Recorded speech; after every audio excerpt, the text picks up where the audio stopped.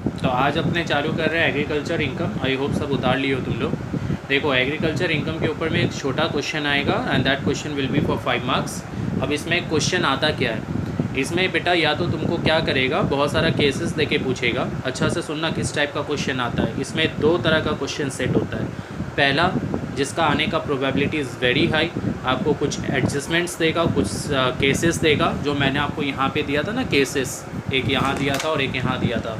तो ऐसा कुछ केसेस देगा और आपको बोलेगा बताओ ये एग्रीकल्चर इनकम है कि नहीं है, whether the following are agriculture income और नॉट। ये एक ऐसा क्वेश्चन आता है। और दूसरा क्वेश्चन इसमें से आता है जिसमें आपको हो सकता है टी कॉफ़ी रबर से रिलेटेड पूछे कि भाई बताओ ये एग्रीकल्चर इनकम होगा कि नहीं होगा। और कभी कभी कॉलेजेस एग्ज़ाम में या बड़े सम्स में अपने को ये वाला भी लगता है, impact of agriculture income on tax computation. तो इतने तरह का क्वेश्चन सेट होता है। अब सबसे पहले एग्रीकल्चर इनकम का डेफिनेशंस के अंदर में जाने से पहले मैं आपका एक यहाँ पर थोड़ा सा अटेंशन चाहूँगा, जहाँ पे आपको ध्यान रखना होगा कि agriculture income is purely exempted under section 10 sub section 1। तो तुम्हारे दिमाग में आएगा भैया इसका मतलब क्या हुआ। इसका मतलब ये हुआ बेटा कि अगर कोई एसएससी का एग्रीकल्चर इनकम है तो उसको उसके ऊपर में टैक्स नहीं देना है। अगर किसी भी आदमी का कमाई एग्रीकल्चर इनकम से हो रहा है तो उस बंदे को टैक्स नहीं देना है। तो तुम्हारे यहाँ पे दिमाग में आएगा भैया अगर किसी आदमी का एग्रीकल्चर इनकम भी हो रहा है और नॉन एग्रीकल्चर भी हो रहा है तब। तो बहुत ध्यान से सुनना, एग्रीकल्चर इनकम हो रहा है एग्जेम्प्ट, अगर एग्रीकल्चर इनकम नॉन एग्रीकल्चर दोनों हो रहा है तो नॉन एग्रीकल्चर वाले पे तो यू नीड टू पे टैक्स। नॉन एग्रीकल्चर के लिए जो अपने लोग पढ़ते हैं वो सारा का सारा वही रूल्स अप्लाई होगा, जैसे सैलरी का, हाउस प्रॉपर्टी का, एवरीथिंग विल रिमेन सेम। और जो एग्रीकल्चर वाला पार्ट है वो एग्जेम्प्ट। तुम बोलेगा भैया मतलब कुछ नहीं बेटा, एकदम सिंपल याद रखो। अगर 10,000 रुपया एग्रीकल्चर है, 15,000 रुपया नॉन एग्रीकल्चर है, तो 15,000 यानी जो नॉन एग्रीकल्चर है वो टैक्स में चला जाएगा, लेकिन 10,000 जो एग्रीकल्चर है वो एग्जेम्प्ट हो जाएगा। तो तुम बोलेगा भैया मतलब यही सिंपल, एग्रीकल्चर इनकम एग्जेम्प्ट बाकी टैक्स। एग्जैक्टली लेकिन बस इसमें एक फ़र्क पड़ता है कि इनकम टैक्स का जो कैलकुलेशन अपने करते हैं ना स्लैब के हिसाब से, वो चेंज हो जाएगा। यानी इम्पैक्ट ऑफ एग्रीकल्चर इनकम का टैक्स कंप्यूटेशन में क्या आएगा इफेक्ट, वो अपने को समझना पड़ेगा। इसका मतलब होता है जब एक आदमी का एग्रीकल्चर नॉन एग्रीकल्चर दोनों जगह से कमाई है तो टैक्स का कैलकुलेशन थोड़ा सा चेंज हो जाता है। मैं रिपीट कर रहा हूँ, जब एक आदमी का एग्रीकल्चर नॉन एग्रीकल्चर दोनों जगह से कमाई होता है तो टैक्स का कैलकुलेशन थोड़ा सा चेंज हो जाता है। अब आ जाओ सबसे पहले एग्रीकल्चर इनकम का डेफिनेशन में तुम देखो मैंने कितना एरो निकाला है, 1 2 3 एंड 4 एरोज आर देयर। तुम बोलेगा भैया ये क्या याद करना है हमें, तो बेटा याद करने के लिए तो देखो इस चैप्टर से ऐसा कोई डेफिनेशन आता नहीं है, आ भी जाए तो पता नहीं, क्योंकि अभी आप लोग का ज़्यादा टाइम नहीं मिला तो हो सकता है थ्योरेटिकल क्वेश्चन ज़्यादा दे, प्रैक्टिकल क्वेश्चंस कम दे। तो बेटर है कि अपने उसको इसी तरीके से समझे कि आपको याद हो जाए, इसलिए मैंने थोड़ा सा इसका अब की बार नोट्स भी चेंज किया है। एग्रीकल्चर इनकम का डेफिनेशन में देखो, तुम बोलेगा भैया डेफिनेशन पे इतना फोकस क्यों किया जा रहा है, क्योंकि एग्रीकल्चर इनकम एग्जेम्प्ट है। गवर्नमेंट ने बोल दिया जिसका एग्रीकल्चर इनकम है उसको टैक्स नहीं देना है, तो हर आदमी तो यही ट्राई करेगा ना कि एग्रीकल्चर इनकम बोल के बता देते हैं गवर्नमेंट को और टैक्स नहीं देना होगा। तो इसलिए गवर्नमेंट ने क्या किया, एग्रीकल्चर इनकम का थोड़ा डेफिनेशंस को क्लियर आउट किया। उन्होंने क्या बताया कि एनी रेंट और revenue derive from a land situated in India and use for agriculture purpose is agriculture income. I repeat, any rent और रेवेन्यू। तुम बोलेगा भैया रेंट और revenue derive from a land situated in India use for agriculture purpose मतलब क्या, मतलब ये मान लो कि बेटा सिंपल सा चीज़ है कि मैं किसान हूँ, मैंने एक खेती बाड़ी में कुछ किया, उगाया, उगाने के बाद उसको बेचा, मेरा कमाई हो गया रेवेन्यू। या फिर मान लो कि मेरा ज़मीन है, मैंने एक किसान को दिया, किसान उसके ऊपर में कुछ उगा रहा है, कर रहा है और वो मुझे उस ज़मीन के लिए भाड़ा दे रहा है, रेंट। तो मैं रिपीट कर रहा हूँ, मुझे ज़मीन का भाड़ा मिले यानी मैं लैंडलॉर्ड हूँ, या फिर मेरे को रेवेन्यू मिले, किसी तरीके का कमाई हो, किससे, उस ज़मीन से जो कि ज़मीन इंडिया में है और उसको क्या पर्पज़ में यूज़ किया जा रहा है, एग्रीकल्चर पर्पज़।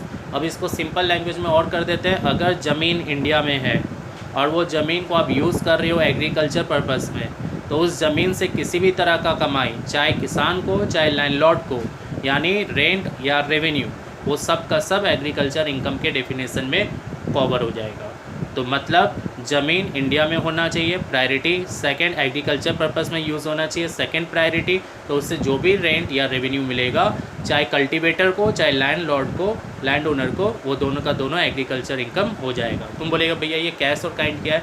ऐसा भी हो सकता है ना, जो कल्टीवेटर यानी किसान है वो क्या कर रहा है, मुझे पैसा नहीं दे के मेरे को बोला कि आपके ज़मीन में मैं जो उगाऊंगा वही चीज़ मैं आपको दे दूंगा एज अ भाड़ा।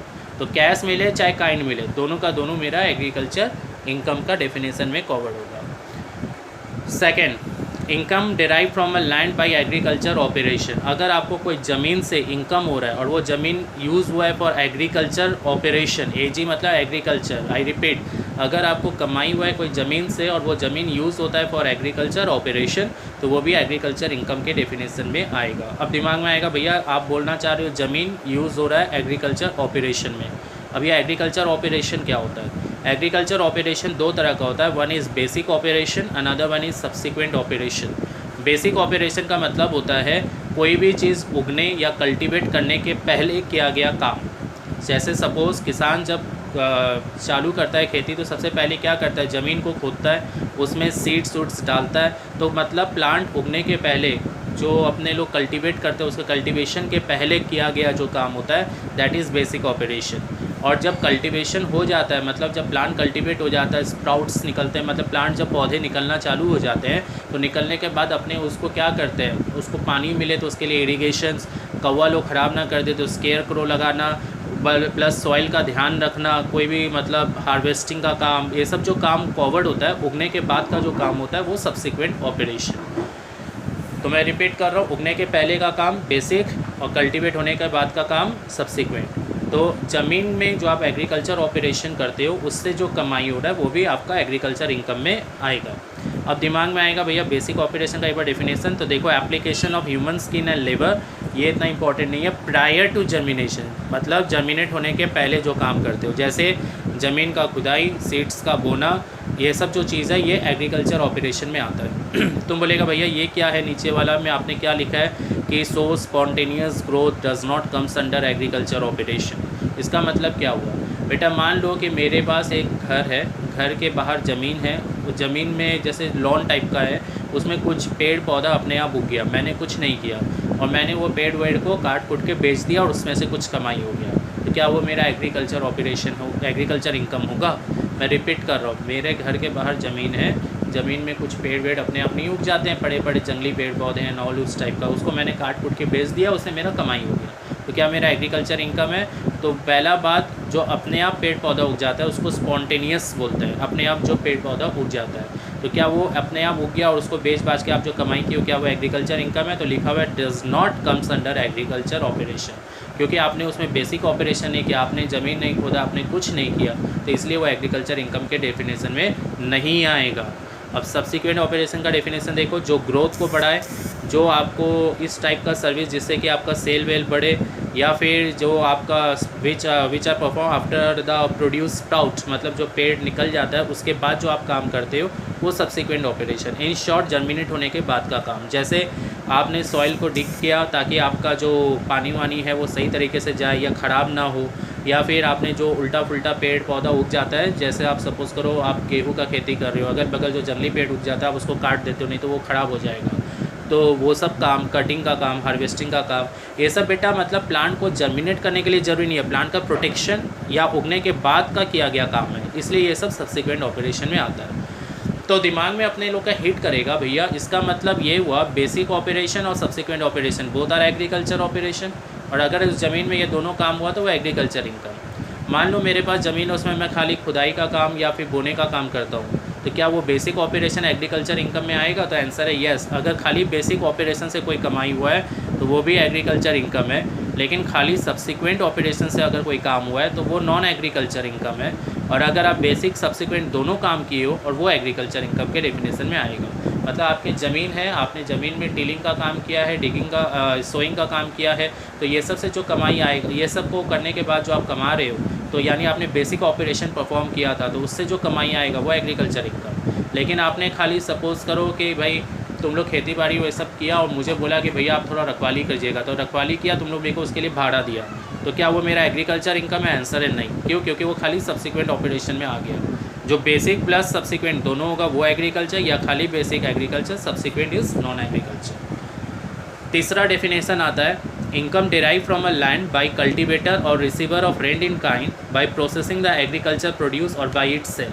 Now this definition is little bit tough. Income derive from a land by cultivator, cultivator आप समझ गया किसान, और receiver of rent in kind यानी land owner, by processing the agriculture produce or by its sale. तो क्या वो agriculture income होगा? आंसर है येस। तुम बोलेगा भैया थोड़ा मीनिंग समझा दीजिए, तो मैंने वहाँ रेफर नोट लिखा था, नोट में ये वाला चीज़ है बेटा, इसको बहुत अच्छा से समझना है, ये हर बुक में नहीं मिलेगा। बोल रहा है आपके पास एक ज़मीन है, ज़मीन इंडिया में है, आप एग्रीकल्चर ऑपरेशन में यूज़ कर रहे हो, आपको बोल रहा है आपको उसमें इनकम हुआ है, इनकम फ्रॉम एग्रीकल्चर प्रोड्यूस। अब तुम बोलेगा भैया मतलब अच्छा से समझना, ज़मीन है, ज़मीन में से किसान ने कुछ उगाया यानी कल्टीवेटर, किसान ने जो उसको उगाया, किसान ने सपोज़ करो उसको एज इट इज़ मार्केट में बेच दिया, किसान ने एक ज़मीन में कुछ उगाया उसको एज इट इज़ मार्केट में बेच दिया, क्या वो एग्रीकल्चर इनकम होगा? आंसर है येस। किसान ने कुछ उगाया, उगाने के बाद उसको कुछ प्रोसेस किया, प्रोसेस करने के बाद फिर मार्केट में बेचा, क्या वो एग्रीकल्चर इनकम होगा? आंसर है यस। तुम बोलेगा भैया मतलब नहीं समझ पा रहे, मतलब ये अगर किसान जो उगा रहा है उसको एज इट इज़ बेच दे तो भी एग्रीकल्चर इनकम, लेकिन किसान जो उगाया मान लो वो एज इट इज़ नहीं बिकेगा, उसको काट के शेप में लाया, या फिर उसको सपोज़ करो एक फॉर्म उसका चेंज कर दिया, तो क्या फिर वो बेचने लायक स्थिति में आया तब उसको बेचा, तो क्या वो एग्रीकल्चर इनकम होगा? मतलब जो उगाया उसको एज इट इज़ नहीं बेच रहा, उसको प्रोसेस करने के बाद बेच रहा है, क्या वो एग्रीकल्चर इनकम होगा? आंसर है यस। अब इसको थोड़ा सा चेंज करो, ज़मीन है, ज़मीन में किसान ने कुछ उगाया, उगाने के बाद किसान ने उसमें से मुझे जो भाड़ा दिया पैसे में नहीं दिया, मेरे को उगाया हुआ है जो उसने कल्टीवेट किया उसी में से कुछ दे दिया, बोला कि भैया ये आपका भाड़े का है। अब मैं बोला कि भाई मैं इतना राइस वाइस का क्या करूँगा, मैंने उसको मार्केट में बेच दिया, तो क्या वो मेरा एग्रीकल्चर इनकम होगा? आंसर है अगेन यस। फिर रिपीट कर दे रहा हूँ, मान लो मैं ज़मीन लैंड ओनर हूँ, किसान ने कुछ उगाया, उसके पास पैसा नहीं था, उसने मुझे जो उगाया उसी में से कुछ दे दिया और बोला कि भैया आप ये रख लीजिए, मेरे पास तो भाड़ा नहीं है, यानी उसने मुझे रेंट तो दिया लेकिन किस में दिया? काइंड में। अब उसने जो मुझे दिया मैंने उसको मार्केट में बेच दिया, उससे जो मेरा कमाई हुआ क्या हुआ? Agriculture income. आंसर है यस। मान लो कि मैंने उसको कुछ चेंज करके फिर मार्केट में बेचा, तो क्या वो मेरा एग्रीकल्चर इनकम है? अगेन आंसर है यस।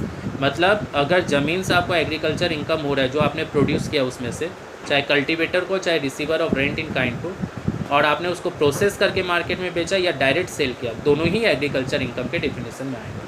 लेकिन कल्टीवेटर और receiver of rent in kind को छोड़ के किसी और आदमी ने उसको प्रोसेस या डायरेक्ट सेल किया तो वो नॉन एग्रीकल्चर इनकम में चला जाएगा। मतलब मान लो मेरा एक ज़मीन है, उस ज़मीन में मैंने मिस्टर ए को दिया, मिस्टर ए उसमें खेती करके कुछ उगाया, मुझे भाड़ा दिया, मैंने वो भाड़ा में मेरे को वो कुछ राइस दिया जो उसने कल्टीवेट किया था, सपोज़ करो राइस बोल रहा हूँ, जैसे मान लो गेहूँ दिया, ठीक है, वीट दिया, जो भी, तो मैंने वो क्या किया, मिस्टर बी को दे दिया। मिस्टर बी कौन है? कोई थर्ड पार्टी, उसको दे दिया और उसको दे दिया, बोला ये तुम्हारा हो गया। मिस्टर बी ने उसको मार्केट में बेच दिया, तो मिस्टर बी का जो कमाई हो रहा है क्या वो एग्रीकल्चर इनकम होगा? आंसर है नहीं। क्यों?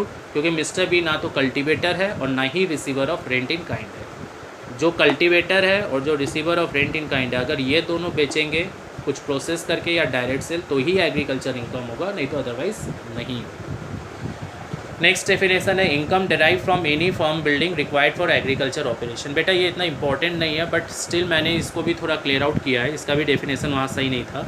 यहाँ देखो मैंने क्या लिखा है, आपके पास एक ज़मीन है, वो इंडिया में है और उसको आप एग्रीकल्चर पर्पस में यूज़ कर रहे हो। हमेशा याद रखना, ज़मीन इंडिया में होना चाहिए, एग्रीकल्चर पर्पस में यूज़ होना चाहिए। इस ज़मीन से रिलेटेड एक बिल्डिंग है, देखो एकदम क्लोज टच करके है, ठीक है, तो इसको बोलते हैं building in immediate vicinity of land, VICINITY। Vicinity of land का मतलब एकदम क्लोज, लैंड से टच या अटैच एक बिल्डिंग है, वो बिल्डिंग को कल्टीवेटर यूज़ करता है या receiver of rent in kind use करता है। मैं बार बार बोल रहा हूँ, कल्टीवेटर और receiver of rent in kind के लिए ही एग्रीकल्चर इनकम होगा, बाकी के लिए नहीं। और वो बिल्डिंग आप यूज़ कर रहे हो फॉर ड्वेलिंग या स्टोर हाउस पर्पस, कौन यूज़ कर रहे हैं? ये लोग दोनों। तो क्या वो एग्रीकल्चर इनकम होगा इस बिल्डिंग से जो कमाई हो रहा है? तो आंसर है येस। बिल्डिंग एक लैंड से अटैच है, उस बिल्डिंग को स्टोर हाउस ड्वेलिंग पर्पस में यूज़ हो रहा है, इस बिल्डिंग से किसी भी तरह का अगर कमाई होता है कल्टीवेटर या receiver of rent in kind को, तो वह एग्रीकल्चर इनकम के डेफिनेशन में आ जाएगा। तो इसका मतलब एग्रीकल्चर इनकम का डेफिनेशन कितना हुआ? 4। फटाफट अपने रिवाइज करते हैं। एग्रीकल्चर इनकम का मैंने पहले क्या बोला, एग्जेम्प्टेड। नॉन एग्रीकल्चर इनकम होगा taxable. Agriculture plus non agriculture होगा तो एग्रीकल्चर एग्जेम्प्टेड, नॉन एग्रीकल्चर पे यू नीड टू पे टैक्स। लेकिन टैक्स का कैलकुलेशन चेंज हो जाएगा, वो कैसे होगा वो अभी अपने सीख लेंगे। अब आपको बोला एग्रीकल्चर इनकम का डेफिनेशन, तो very simple definition. Agriculture income बोलता है कि अगर आपके पास ज़मीन है, ज़मीन इंडिया में है, यूज़ हो रहा है एग्रीकल्चर पर्पज़ से, तो उससे किसी भी तरह का भाड़ा या कमाई हो रहा है वो एग्रीकल्चर इनकम होगा। अगर आपके पास ज़मीन है, वो यूज़ हो रहा है फॉर एग्रीकल्चर ऑपरेशन, तो और उससे कमाई हो रहा है तो वो भी agriculture income. Agriculture operation is of 2 type, basic and subsequent. Germination के पहले का किया गया काम बेसिक, जर्मिनेशन के बाद का काम सब्सिक्वेंट। खाली बेसिक होने से एग्रीकल्चर इनकम और बेसिक प्लस सब्सिक्वेंट होने से एग्रीकल्चर, लेकिन खाली सब्सिक्वेंट होने से नॉन एग्रीकल्चर। आपके पास एक ज़मीन है उस ज़मीन से कुछ कमाई हुआ है, चाहे कल्टीवेटर को, चाहे receiver of rent in kind को। उसने जो कल्टीवेट किया उसको डायरेक्ट बेचा, चाहे प्रोसेस करके बेचा, किसने, कल्टीवेटर और receiver of rent in kind को, तो उन लोग को यह एग्रीकल्चर इनकम का डेफिनेशन में लिया जाएगा। लेकिन किसी और आदमी के थ्रू आपने बेचा या वो आदमी ने बेचा और उसको किसी तरह का कुछ भाड़ा वाड़ा मिला तो वो नहीं होगा। नेक्स्ट और लास्ट है, एक बिल्डिंग है, वो लैंड से क्लोज सिचुएटेड है और उस बिल्डिंग को यूज़ करता है कल्टीवेटर और receiver of rent in kind, चाहे ड्वेलिंग चाहे स्टोर हाउस पर्पज़ के लिए, और उससे जो कमाई होगा that also comes under agriculture income. तो एग्रीकल्चर इनकम का देखो बेटा ओवरऑल एक ही डेफिनेशन है। ज़मीन इंडिया में यूज़ हो रहा है एग्रीकल्चर में, कल्टीवेटर को जो भी कमाई होगा, किसी भी तरीके से कमाई होगा, वो receiver of rent in kind या एग्रीकल्चर इनकम होगा। और जो जिसका ज़मीन है उसको अगर भाड़ा मिल रहा है तो वो भी एग्रीकल्चर इनकम, लेकिन अगर काइंड में मिल रहा है और वो उस चीज़ को बेच रहा है, चाहे उसको प्रोसेस करके बेचा है, तो उसके लिए भी agriculture income. Very simple difference. अब कुछ केसेस मैंने दिया, लेटेस्ट डिस्कस द केसेस। पहला केस देखो मैंने लिखा है, ये जो नीचे केस देख रहे हो ABCDEF, this all comes under agriculture income. क्या क्या केस है? पहला है रेंट। देखो केसेस में बहुत सारा मैं आपको और भेजूंगा PDF, लेकिन जो मैंने यहाँ केसेस दिया है ना आपको 6 केस इसका, और यहाँ पर मैंने आपको दिया है 7 केसेस। बस ये 7 केस और 6 केस अगर आप अच्छा से कर लोगे तो आपके एग्ज़ाम के लिए बहुत है, लेकिन मैं फिर भी आपको और दूंगा फॉर योर रिविज़न। पहला है remuneration receive by a partner from a firm engage in agriculture operation is an agro income. मतलब एक पार्टनरशिप फर्म है, उसका काम है एग्रीकल्चर ऑपरेशन में इन्वॉल्व होना। तो पार्टनरशिप फर्म एग्रीकल्चर ऑपरेशन में इन्वॉल्व है, पार्टनरशिप फर्म एग्रीकल्चर ऑपरेशन में इन्वॉल्व है, तो उस फर्म से जो भी सैलरी पार्टनर को मिलेगा वो सब का सब एग्रीकल्चर इनकम के डेफिनेशन में आएगा। मतलब किसी भी तरह का रेमुनरेशन पार्टनर को अगर उस फर्म से मिल रहा है जो फर्म का काम एग्रीकल्चर ऑपरेशन में है, तो वह एग्रो इनकम के डेफिनेशन में आ जाएगा। Rent derive from a land use for grazing of cattle. मेरे पास ज़मीन है, मैंने वो ज़मीन दे दिया है कुछ कैटल को फीड करने के लिए, ग्रेज करने के लिए, मतलब वहाँ पे कैटल लोग जाएगा, ग्रेजिंग करेगा, खाएगा मतलब, तो वो कैटल यूज़ होता है एग्रीकल्चर ऑपरेशन में, तो फिर मेरे को जो भी भाड़ा मिलेगा वो भी एग्रीकल्चर इनकम का डेफिनेशन में आएगा। नेक्स्ट है compensation receive from insurance company for the damages cause by hailstorm to the green leaves of the associates tea garden. मतलब मेरा सपोज करो एक टी गार्डन है, चाय का गार्डन है, ठीक है, उसमें कुछ तूफ़ान उफ़ान आने से नुकसान हो गया, इंश्योरेंस कंपनी मुझे पैसा दे रहा है, क्या ये एग्रीकल्चर इनकम का डेफिनेशन में आएगा? तो इसको लेके बेटा बहुत डिस्प्यूट हुआ था, इसके लिए कोई क्लेरिफिकेशंस नहीं आया, फिर बोल दिया गया क्योंकि रूल 8 का डेफिनेशन ज़्यादा क्लियर आउट नहीं है, तो इसको for the timing agriculture income माना जाएगा। एज सच इसको आप डेफिनेशन से कनेक्ट नहीं कर पाओगे। यहाँ तो कैटल यूज़ हो रहा है एग्रीकल्चर ऑपरेशन में, इसलिए एग्रीकल्चर इनकम, फर्म यूज़ हो रहा है एग्रीकल्चर ऑपरेशन में, इसलिए agriculture income. Income from growing flowers and creepers is treated as agriculture income. तुम बोलेगा भैया इसका मतलब मेरा एक छत्ता है, छत्ता पे मैंने कुछ रोज़ सपोज करो उगाया, रोज़ लोटस तो नहीं, रोज़ उगाया, और वो रोज़ को मैंने मार्केट में बेच दिया, उससे मेरा कमाई हुआ, क्या वो एग्रीकल्चर इनकम है? आंसर है yes. Interest on capital receive by या partner from a firm engage in agriculture operation, तो मैंने ऑलरेडी पॉइंट नंबर ए में बोल दिया, फर्म अगर एग्रीकल्चर ऑपरेशन में इन्वॉल्व है तो पार्टनर लोग को जो भी मिलेगा उस फर्म से सब एग्रीकल्चर इनकम, चाहे वो सैलरी हो, चाहे इंटरेस्ट ऑन कैपिटल हो, चाहे कमीशन हो, कुछ भी हो। Income receive from seedlings grown in a nursery, nursery जहाँ पे छोटे छोटे प्लांट पौधे ये सब रहते हैं, तो बोल रहा है कि अगर नर्सरी से अगर आपको कोई कमाई हो रहा है तो क्या वो एग्रीकल्चर इनकम है? Answer again yes. अब कौन कौन सा एग्रीकल्चर इनकम नहीं होता है? मान लो जैसे एक कंपनी है, कंपनी का कमाई पूरा एग्रीकल्चर ऑपरेशन से हो रहा है, अब वो कंपनी डिविडेंड दे रहा है शेयर होल्डर लोग को, तो शेयर होल्डर लोग को जो डिविडेंड मिल रहा है क्या वो एग्रीकल्चर इनकम होगा? अरे कैसे हो सकता है बेटा, शेयर होल्डर तो पैसा लगाने के ऊपर में उसको इनकम हो रहा है, वो थोड़ी ना कोई बेसिक सब्सिक्वेंट ऑपरेशन कर रहा है, इसलिए नहीं है, ठीक है ना। Income from a land situated outside India, तो मैंने आगे बोला इंडिया में होना बहुत जरूरी है, आउटसाइड इंडिया होगा तो non agriculture. Interest on loan on mortgage of land use for agriculture operation, तुम बोलेगा भैया इसका मतलब क्या हुआ, मेरे पास एक ज़मीन है, मैंने सामने वाले को interest on land on mortgage of land mortgage of land मतलब लैंड को आपने गिरवी रख दिया और उस लैंड को आप यूज़ कर रहे हो एग्रीकल्चर पर्पज़ के लिए, तो उसके लिए जो आप और लोन उठाए हो आप, interest on loan on mortgage of land, जैसे कहने का मतलब सपोज़ करो मेरे पास एक ज़मीन है, मैंने ज़मीन को गिरवी रख दिया, ठीक है, गिरवी रखने के बाद मैंने मार्केट से लोन ले लिया, अब उस लोन के ऊपर मैं ब्याज दे रहा हूँ, तो सामने वाले को जो मैंने ब्याज दिया क्या वो उसके लिए एग्रीकल्चर इनकम होगा? आंसर है नहीं। क्यों नहीं होगा? क्योंकि भाई लैंड से रिलेटेड नहीं है, ये लोन के लिए दिया गया इंटरेस्ट है, नॉट कनेक्टेड विद एग्रीकल्चर, इसलिए नहीं है। Interest on arrear of rent payable for land use for agriculture operation, interest on arrear of rent, अब रीज़न देखना क्या है, आपने भाड़ा नहीं दिया, उस भाड़ा को लेट पेमेंट किया, उसके ऊपर आप इंटरेस्ट दे रहे हो, भले ही आप लैंड को एग्रीकल्चर ऑपरेशन में यूज़ करो, लेकिन इंटरेस्ट क्यों आया? भाड़ा नहीं देने पर। ऊपर में इंटरेस्ट क्यों नहीं आया? इंटरेस्ट क्यों आया? आपने लोन लिया बोलकर। तो बेटा ये सब जो रीज़न है, this reasons are not directly connected to agriculture income, far related, तो इसीलिए वो सब एग्रीकल्चर इनकम में नहीं आ रहा है। Income from sale of tree which are spontaneous, आपने पहले ही कर लिए हैं। Income by way of selling rice produce from paddy purchase by an SSC, देखो बहुत ध्यान से, ये वाला क्या चीज़ है, मतलब मान लो कि आपने पैडी कल्टीवेट किया, ठीक है, आपने कल्टीवेट किया यानी यू आर अ कल्टीवेटर, आपने पैडी कल्टीवेट किया, पैडी कल्टीवेट करने के बाद आपने मुझे बेच दिया, मैं कौन हूँ? कोई बाहर का आदमी हूँ, मैंने उस पैडी से राइस बनाया और फिर मार्केट में बेचा, क्या वो एग्रीकल्चर इनकम होगा? आंसर है नहीं। क्यों? मैंने आपको यहाँ बोला था कि कल्टीवेटर और receiver of rent in kind, ये लोग अगर पैडी से राइस बनाता और बेचता या डायरेक्ट पैडी बेचता तो ये लोग के लिए एग्रीकल्चर इनकम होता। यहाँ कौन बेच रहा है? कोई एसएससी बेच रहा है, who is not neither a cultivator nor a receiver of rent in kind. अगर आप एग्रो लैंड बेचते हो, ज़मीन जो आपका है एग्रो लैंड उसको आप बेचते हो, क्या वो एग्रीकल्चर इनकम होगा? बेटा कैपिटल गेन ही नहीं आता इस पर, तो एग्रीकल्चर इनकम कहाँ से आएगा? If a company is engaged in agriculture operation then director remuneration and dividend is also non agriculture income, ये तो पहले मैं बता दिया, कंपनी का इन्वॉल्वमेंट होने से नहीं होगा। आप क्या दे रहे हो? डिविडेंड दे रहे हो। डायरेक्टर को क्या दे रहे हो? सैलरी दे रहे हो। तो डायरेक्टर कंपनी अलग होता है ना, समझ रहे हो ना, company has a separate legal entity, तो वो कैसे आएगा? लेकिन फर्म का सेपरेट लीगल एंटिटी नहीं होता, बोलकर पार्टनर लोग को जो मिलता है everything is agriculture income. Clear हो गया बात? समझ गया एकदम अच्छा से।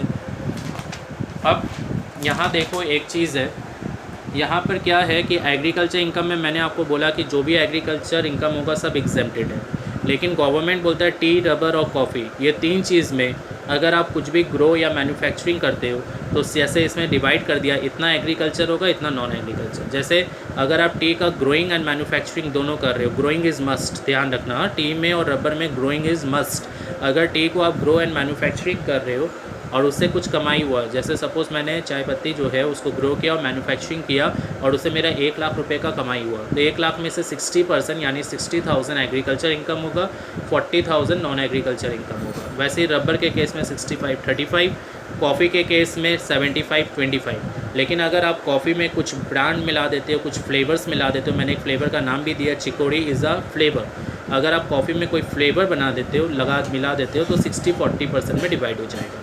स्टूडेंट्स में से कई बार पूछते हैं कि भैया ये कॉफ़ी वाला में कन्फ्यूज़न होता है, तो बेटा इसमें पूरा क्लेरिफिकेशन है नहीं, लेकिन मैं आपको याद करने का तरीका बताता हूँ। अगर खाली ग्रोन एंड क्योर्ड है तो 75-25, अगर ग्रोन क्योर्ड के साथ आपको एग्ज़ाम में बोलेगा कि रोस्टेड, ग्राउंडेड या मिक्स है कोई फ्लेवर्स, तब 60-40। एग्ज़ाम में ठीक से देखना, ओनली ग्रोन एंड क्योर्ड रहेगा तो उस केस में आप 75-25 कीजिएगा। ग्रोन क्योर्ड के साथ कुछ भी ऐड कर दे वो लोग कि भाई रोस्टेड किया हुआ है, ग्राउंडेड किया हुआ है, उस केस में आप 60-40 कीजिएगा।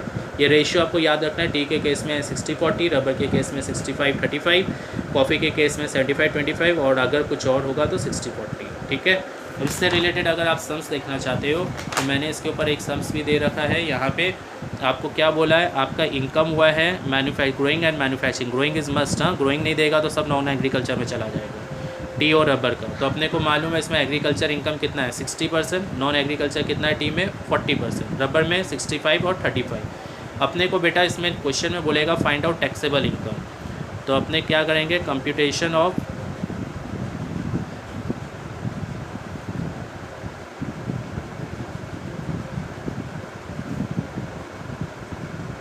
ये सबसे इजी चैप्टर है, सेंसलेस चैप्टर है, बहुत ही ईजी है। इसमें टी और रबर का दिया हुआ है, तो फ्रॉम तुम लोग पूरा लिखना, from growing and manufacturing T, ठीक है, मैं शॉर्ट में लिख रहा हूँ, from growing and manufacturing T. तो अपने को पता है 1,20,000 में से 60% एग्रीकल्चर है, तो आप 40% लोगे जो नॉन एग्रीकल्चर है, यानी 48,000, ठीक है। एग्रीकल्चर क्यों लोगे, वो एग्जेम्प्ट है, खाली आपको वही लेना है जो आपका नॉन एग्रीकल्चर है। नॉन एग्रीकल्चर भी तो टैक्स लगेगा, इसलिए वो टैक्सेबल इनकम। वैसे ही 2 लाख पे 65% एग्रीकल्चर है, 35% इज़ नॉन एग्रीकल्चर, 70,000, दोनों मिला के 1,18,000। ये नॉन एग्रीकल्चर इनकम हो गया। नॉन एग्रीकल्चर पे टैक्स देना है, इसलिए टैक्सेबल इनकम। समझ गया। जो एग्रीकल्चर है वो एग्जेम्प्ट है, so we don't need to write it. अगर आपको लिखना है तो देखो कैसे लिखा जाएगा। आपको बोल रहा है आपने चाय बेच के कितना रुपए का कमाई किया है, 15 लाख। चाय के पीछे आपका खर्चा लग गया 5 लाख। तुम बोलेगा भैया ग्रो एंड मैन्युफैक्चरिंग दिया हुआ तो है, तो बोल रहा है कि फाइंड आउट टैक्सेबल इनकम, कैसे निकलेगा। तो सिंपल, आपने चाय बेचा, सेल है ये, सेल मतलब क्या होता है, इनकम। इनकम पे टैक्स नहीं देना है, प्रॉफिट पे देना है। 15 लाख बिज़नेस है ना, profit and gain from business, उस पे टैक्स लगेगा। 15 lakh less growing and manufacturing expense, कितना लग गया, 5 लाख। कितना रुपया बचा, 10 लाख। अब आपको मालूम है टी है, टी में तो 60% एग्रीकल्चर है, एग्रीकल्चर पे टैक्स नहीं लगेगा, तो आप उसमें से एग्रीकल्चर इनकम हटा दो। कितना हटेगा, 60%। तो 6 लाख पे यू डोंट नीड टू पे टैक्स। बाकी 4 लाख तो आपका नॉन एग्रीकल्चर है, उस पर आपको टैक्स देना है। तो यहाँ लिख दीजिए टैक्सेबल इनकम, ठीक है, सिंपल। अब आ रहे हैं अपने लोग impact of agriculture income on tax computation. इसमें मैं बेटा आपको नेक्स्ट वीडियो में ये डालता हूँ, लेकिन एक बार नेक्स्ट वीडियो में जाने से पहले मैं आपको एक बार ये चीज़ वापस रिपीट कर देता हूँ। एग्रीकल्चर इनकम का जो केसेस है ये ज़्यादा इंपॉर्टेंट है, फटाफट देख लो। अगर कोई पार्टनरशिप फर्म है, उसका काम एग्रीकल्चर ऑपरेशन या एग्रीकल्चर में इन्वॉल्वमेंट है, तो उस पार्टनरशिप फर्म का कोई सेपरेट लीगल एंटिटी तो ऐसे भी नहीं होता, तो जो भी पार्टनर को मिलेगा, चाहे रेम्यूनरेशन के तौर पे सैलरी हो, चाहे इंटरेस्ट ऑन कैपिटल हो, देखो, तो वो सब का सब एग्रीकल्चर इनकम में आएगा। आपके पास ज़मीन है, आप कैटल को दे रहे हो भाड़े पे, कैटल को मतलब किसी आदमी को दिए हो, वो आदमी यूज़ करता है कैटल को फिट कराने के लिए, ग्रेज कराने के लिए, तो आपको जो भी भाड़ा मिलेगा वो एग्रीकल्चर इनकम होगा, प्रोवाइडेड वो कैटल यूज़ होता है फॉर एग्रीकल्चर पर्पस। आपका इंश्योरेंस कंपनी से आपको जो पैसा मिलता है कोई नुकसान हो जाने से पेड़ पौधे का, वो भी एग्रीकल्चर इनकम का डेफिनेशन में लिया जाता है। इसका क्लेरिफिकेशंस नहीं है, इसके लिए लिखा जाता है रूल 8 समथिंग, कोई रूल है, उस पर क्लेरिफिकेशंस नहीं है, बोलकर इसको एग्रीकल्चर इनकम में लिया जाता है। आपने अपने छत्ते पे कोई फ्लावर्स उगा के उसको बेच दिया क्योंकि आपने बेसिक ऑपरेशन परफॉर्म किया है, तो वह एग्रीकल्चर इनकम में आ जाएगा। ये मैं बता चुका हूँ, नर्सरी से होने वाला कमाई भी एग्रीकल्चर इनकम। नॉन एग्रीकल्चर में कंपनी अगर इन्वॉल्व है एग्रीकल्चर में, तो उसके डायरेक्टर्स को, एम्प्लॉयज़ को या कोई भी शेयर होल्डर को किसी भी तरह का कमाई हो, चाहे से डिविडेंड बोल के, चाहे सैलरी बोल के, वो सब का सब नॉन एग्रीकल्चर। ज़मीन इंडिया के बाहर है, नॉन एग्रीकल्चर। आपने भाड़ा इंटरेस्ट दिया, इंटरेस्ट क्यों दिया बेटा, आप ऐसे याद रखो, कोई भी इंटरेस्ट का पेमेंट होता है तो वो तो कोई चीज़ का नहीं पेमेंट होने पर इंटरेस्ट दिया जाता है। जैसे प्रिंसिपल नहीं दिया तो इंटरेस्ट देना पड़ा, तो इसीलिए वो सबका सब नॉन एग्रीकल्चर में आएगा, ज़मीन से कनेक्टेड नहीं है। Spontaneous growth non agriculture. अगर कल्टीवेटर या receiver of rent in kind खुद बेचेगा डायरेक्ट मार्केट में या फिर प्रोसेस करके बेचेगा तो एग्रीकल्चर इनकम, लेकिन कोई और बेचेगा तो नॉन एग्रीकल्चर इनकम। यहाँ एसएससी जो है ना, ये ना तो कल्टीवेटर है ना receiver of rent in kind है। एग्रो लैंड बेचने पर तो बेटा मैंने बताया ना कि अपना कैपिटल गेन में भी की, sale of agro land in rural area is exempted under capital gain. वैसे ही यहाँ पे भी टैक्स नहीं लगता, एग्रीकल्चर इनकम का एग्जाम्पशन, ठीक है। और ये वाला जो 2 टू सम्स के बहुत सिंपल है। अब नेक्स्ट वीडियो में ये वाला भी देख लो तो तुम्हारा एग्रीकल्चर इनकम खत्म।